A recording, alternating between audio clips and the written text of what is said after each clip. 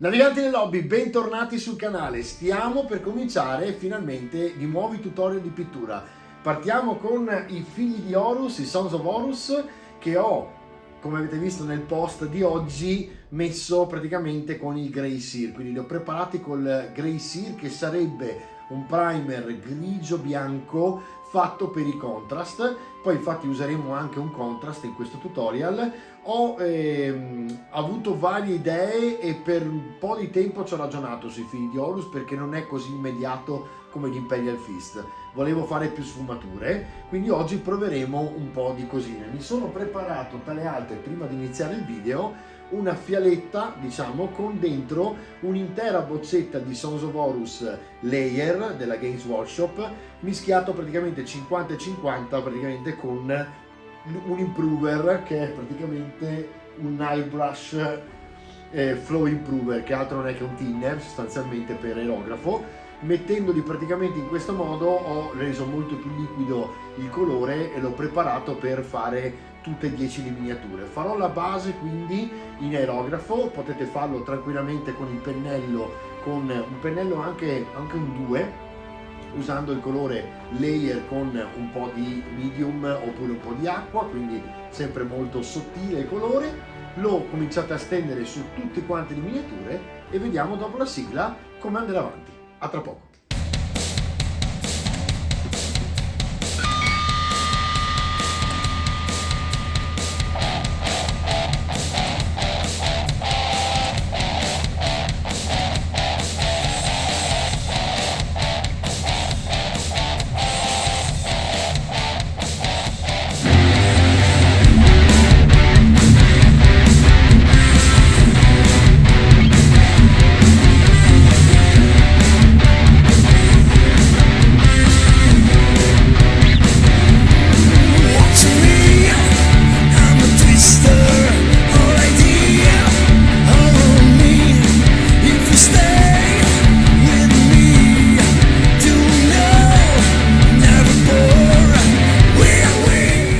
Allora, in realtà avrei potuto anche esagerare un po' con il airbrush flow improver, perché effettivamente il colore è ancora molto denso, però diciamo che va. E quindi adesso cominciamo a dare la base ai nostri Space Marine, dandogli praticamente questa base a tutto lo Space Marine del suo colore base, che sarebbe proprio quello dei figli di Horus. Tra l'altro è un verde molto interessante perché ha veramente delle connotazioni particolari, è un po' spento, mi piace, è uno di quei colori che mi può andare bene, diciamo, per il discorso dei gusti personali per quanto riguarda appunto l'invecchiamento eccetera. Comunque oggi proveremo a fare una scala di 3 colori, quindi la solita triade, diciamo. Comunque adesso vedete, posso metterlo anche un po' più forte, e quindi nel senso mettere un po' di improver perché è ancora un po' troppo denso, quindi esagerate pure con l'improver, non vi preoccupate. Ok, adesso lo metto e vediamo un pochino se riusciamo a diluire un po' il colore, perché vedo che c'è proprio bisogno di ancora di farlo. Questo, se dovete mescolarlo qui, potete mescolare con un pezzettino di legno, oppure come vedete, se state tranquilli, leggeri, fate questa cosa qui premendo praticamente su questo, sulla parte diciamo iniziale, e fate fare le bolle in modo tale che si mischi, e poi fate una prova e vedete un pochino se va. E infatti va. Eccolo qua. Allora, per ora va tutto bene.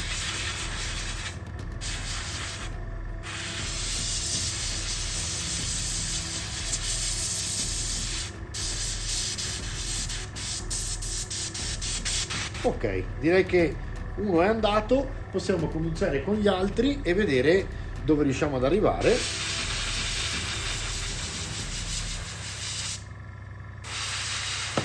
Ai ai ai, è caduto l'altro, è già quasi asciutto, perché ovviamente è talmente sottile. Tra l'altro guardate, ci sarebbero delle zone che potrei incrementare ancora.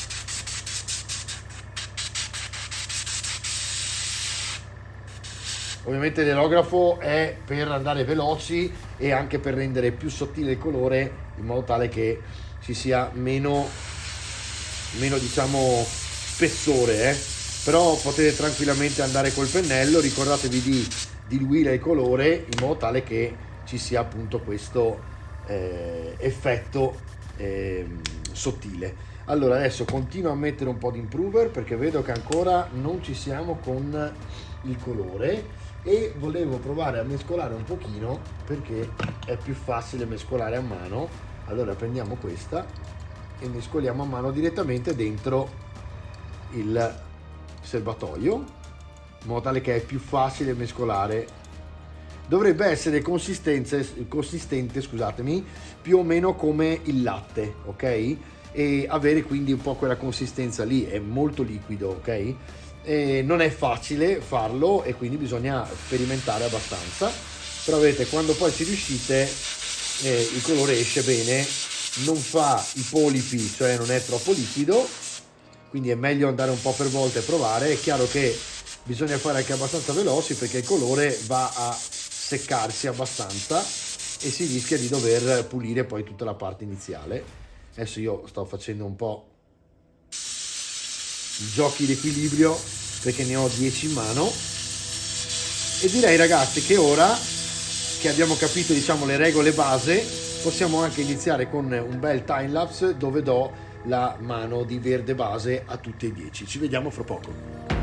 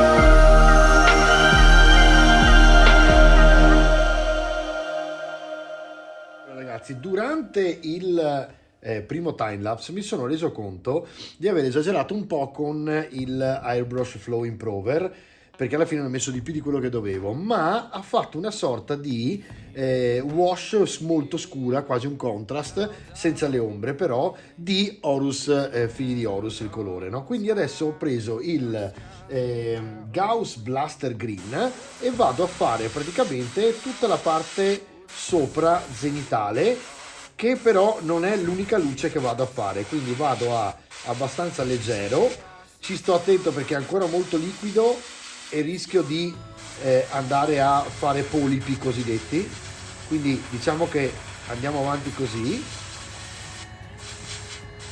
Ok, vedete che è talmente liquido che rischia di lasciare dei polipi. Andiamo con l'aria a distribuire il colore che è rimasto e andiamo avanti, perché mi è venuta un'idea nel discorso della, diciamo, di questo colore un po' troppo liquido. Alla fine mi è venuta un'idea, che è quella di utilizzare la Grellan Contrast per l'ombra, dopo che abbiamo addirittura fatto uno zenitale bianco, e quindi dovrebbe venire veramente carino, perché ovviamente quando voi state lavorando e avete l'impressione che qualcosa non stia funzionando, non dovete spaventarvi, cioè, in fondo avete i colori, siete nella fase di stesura, potete tranquillamente coprire, tanto l'aerografo, specialmente quando usate l'aerografo, è talmente sottile che non andate a rovinare niente, no? Quindi ora vado a fare le luci zenitali dall'alto e vediamo un pochino. Tra le altre questo rende più omogenea tutta la stesura del colore, come vedete, e vado quasi ad accentuare questo effetto che c'era di luce, e vediamo un pochino come va. Scusate se tiro su un po' col naso, ma ho un'allergia pazzesca, e periodaccio, perché settembre è periodo d'allergico e io purtroppo sono allergico ai pollini, quindi se sentite che tiro su col naso è quello. Ok,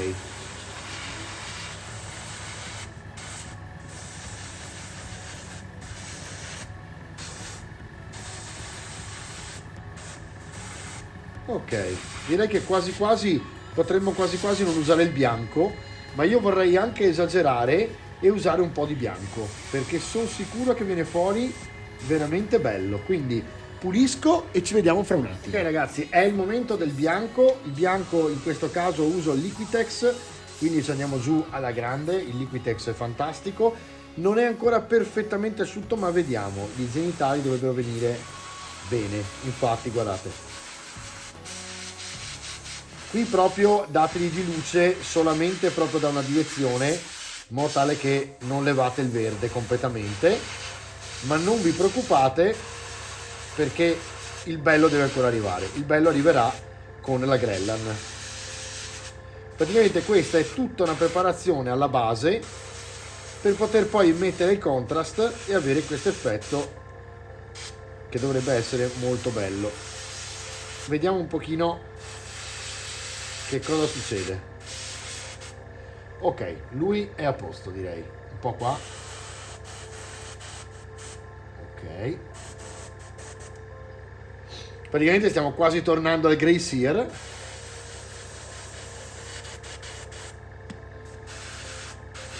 Vado prima dall'alto su tutti, proprio zenitale, mezzogiorno proprio, guardate.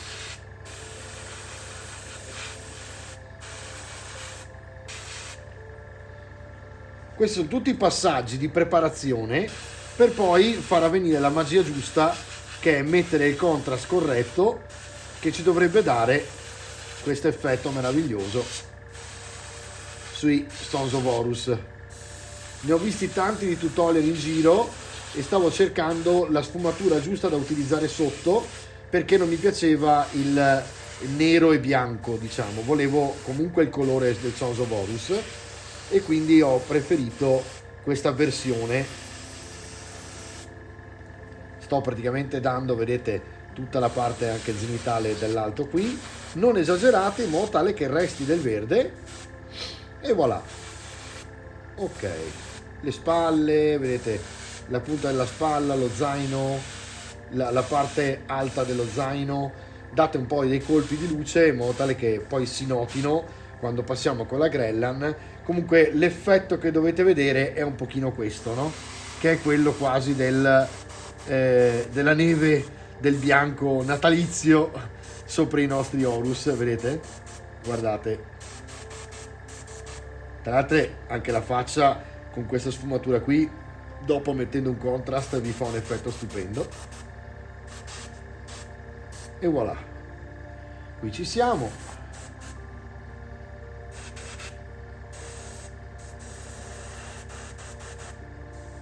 Ok, direi che ci siamo. Pulisco di nuovo e ci vediamo tra un attimo. Ultimi tocchi, visto che ho ancora un po' di bianco.